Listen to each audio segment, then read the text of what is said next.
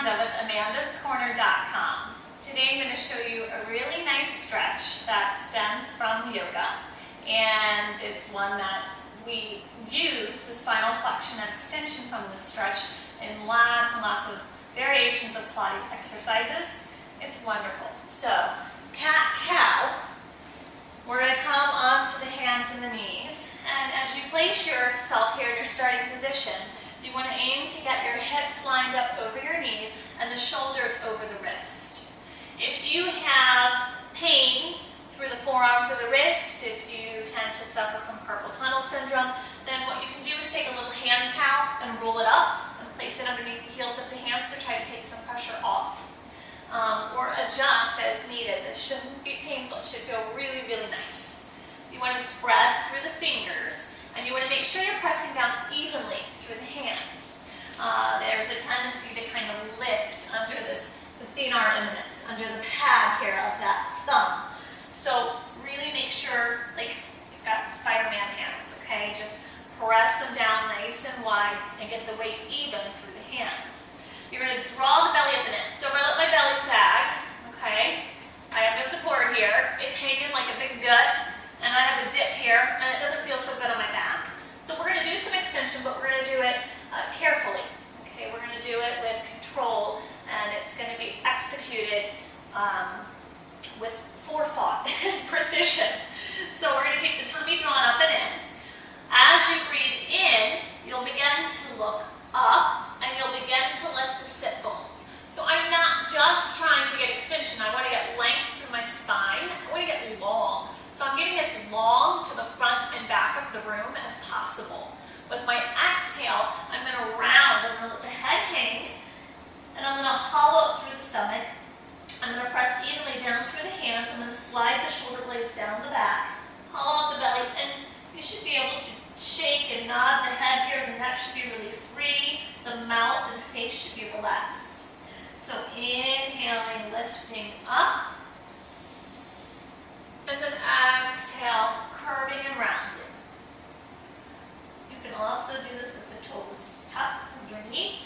If you tend to get cramps, little Charlie horses through the toes or the arches, this might be more comfortable and more appropriate for you. Good. Okay, so you can do several of those. Sometimes a few is enough. Some people like to do 10 each way. Some people like to go into it and hold it. Some people like to flow dynamically in and out with the breath. Whatever feels good to your body. Just keep it pain-free so that it's safe for you. After I do some of those, or have my clients do those, I like to come back to more of a long tabletop position.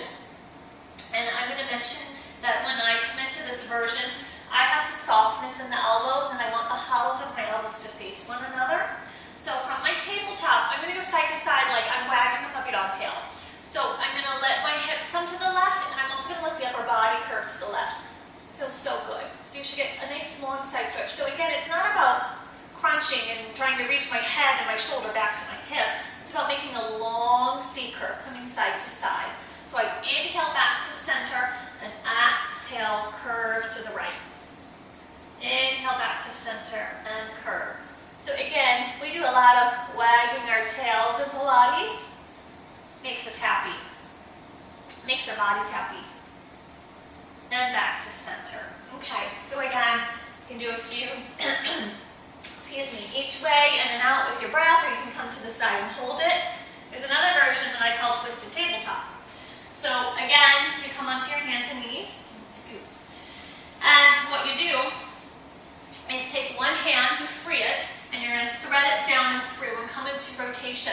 So as you do this, it's a really nice opener through that thoracic spine. You get a lot of rotation through the middle of the back. It can be a tight spot for a lot of people, and it's a hard area to get into on your own. So come down and around, and then when I'm here, I'm going to take this hand and gently press it into the ground. Slide the shoulder down and gaze up towards the ceiling, only if it's okay on the neck. So there's other variations where you release and come around and bind. Most people don't need that. Most people can just find a nice stretch. If you do need that, you can release. You can come around and try to grab the thigh, twist, use that thigh to twist that shoulder open a little bit more. As you finish, you'll come back up, and then we'll twist the other way. Down and through, and press. That feels very, very good. And you breathe. So the tummy is still engaged here to support you through this. Again, you can choose to release. The side's a little tighter for me. Come around and bind. Twist open.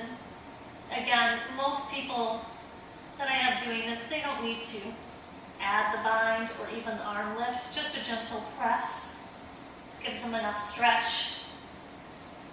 Come back and relax. And that is just a nice little sequence to warm up the spine. And it gets all kinds of body fluids flowing.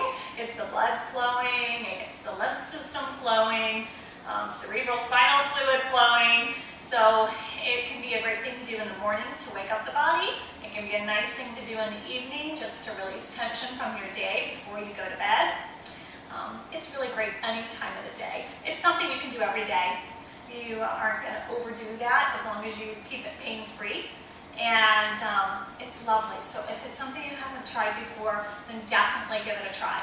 If you have any questions regarding these exercises or anything else concerning Pilates or fitness or health, you can feel free to email me with your questions at amandascorner, CORENER, @charter.net. Thank you. Bye-bye.